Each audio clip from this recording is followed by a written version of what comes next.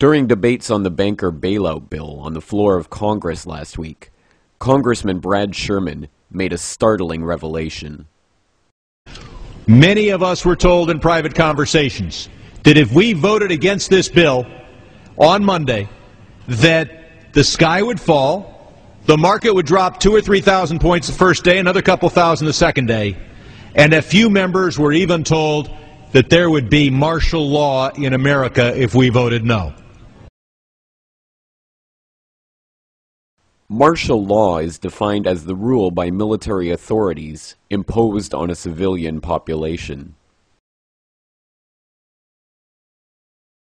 According to an article in the Army Times last month, the administration's threats of implementing martial law is not idle talk. In this shocking article, the U.S. Army admits they're bringing a combat team back from Iraq to continue their mission in America, and that this combat team will be assigned to NORTHCOM to assist in the event of civil unrest, in crowd control through non-lethal weaponry. This deployment is of course in direct violation of long-standing laws known as Posse Comitatus and the Insurrection Act, which strictly prohibit the U.S. Army from policing American citizens on American soil.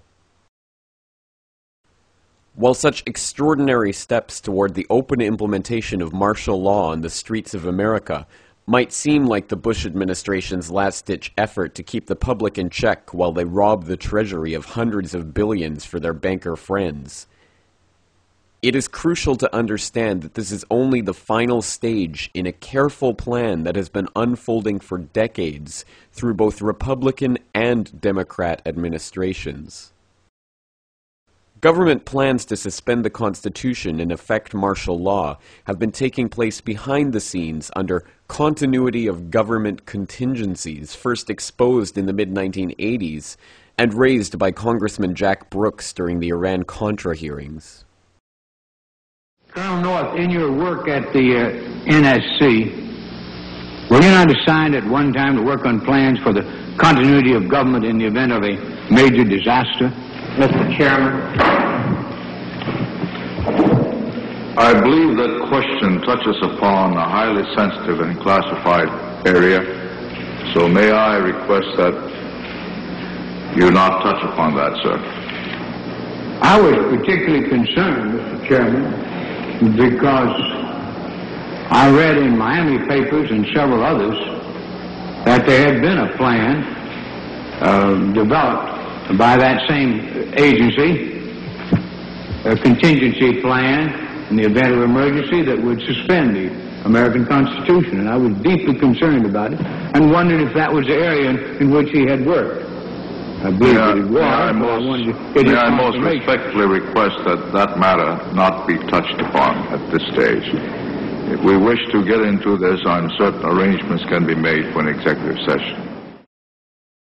Urban warfare drills took place throughout the 90s, with American troops training with foreign soldiers to arrest and detain U.S. citizens. What you're seeing is real. April 10th through April 20th in Swansboro, North Carolina. This has been repeated across the country in the last 2 years. So-called urban warfare training in America. Of course, in the case of Swansboro, they actually pulled people over and searched their vehicles with the local police department. A local listener sent me this video of the Swansboro incident.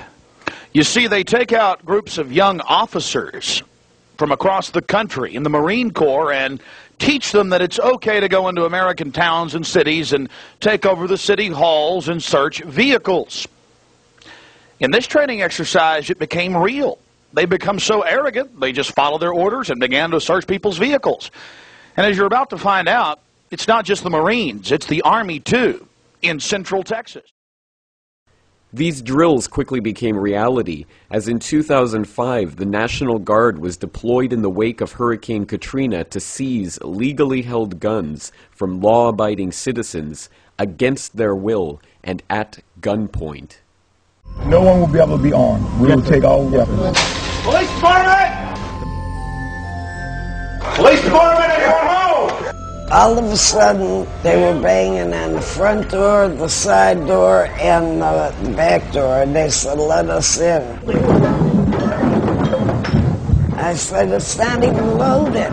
And I dropped it on the floor. You got a gun? Well, they punched me in the face. Look at my black and blue marks. Look at what they did to me. In 2006, a secret government program came to light, which is recruiting clergy members to preach obedience to government in the event that martial law is declared. In 2007, the program was confirmed on CBS News. If martial law were enacted here at home, like depicted in the movie The Siege, easing public fears and quelling dissent would be critical. And that's exactly what the Clergy Response Team, as it's called, helped accomplish in New Orleans. Jeff, the primary thing that we say to anybody is let's cooperate and get this thing over with, and then we'll settle the differences once the crisis is over. Such clergy response teams would walk a tightrope between the needs of the government versus the wishes of the public. In a lot of cases, these clergy would already be known in the neighborhoods in which they're helping to defuse that situation. For the clergy, one of the biggest tools that they will have in helping calm the public down or obey the law is the Bible itself, specifically Romans 13. Because the government is established by the Lord, and that's what we believe in the Christian faith. That's what's stated in the Scripture. And on May 9th, 2007, President Bush signed off on National Security Presidential Directive 51. This top-secret continuity of government plan effectively makes the president a dictator, allowing him to declare a national emergency for any reason whatsoever and implement martial law without the approval of Congress. The plan itself is so secret that not even members of the Homeland Security Committee in Congress are allowed to see its contents. But now they've denied the entire Homeland Security Committee of the United States House of Representatives access to their so-called detailed plan to provide for continuity of government. They say, trust us. Trust us, the people who brought us Katrina, to be competent in face of a disaster. Trust us, the people who brought us warrantless wiretapping and other excesses eroding our civil liberties. Trust us.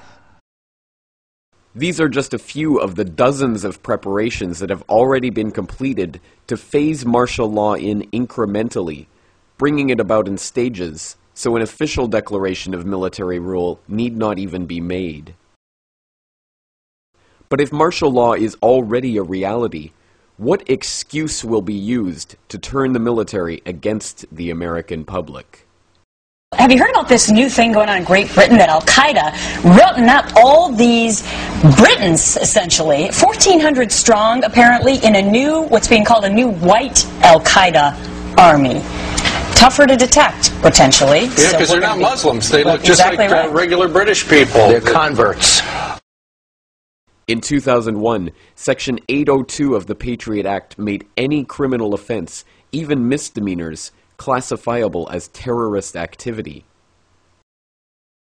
In 2006, the Military Commissions Act gave the executive branch the authority to declare U.S. citizens and residents unlawful enemy combatants and detain them in undisclosed locations indefinitely. And now, H.R. 1955, known as the Violent Radicalization and Homegrown Terrorism Prevention Act, currently awaiting passage by the Senate, will effectively outlaw dissent of the government, even on the internet. It seems the table has been set for those citizens who resist any government decree to be dealt with as terrorists by the U.S. military. And now that the banker bailout bill has been passed despite fierce public outcry, dissent has never been more rife amongst the general population. Every nation in every region now has a decision to make. Either you are with us or you are with the terrorists.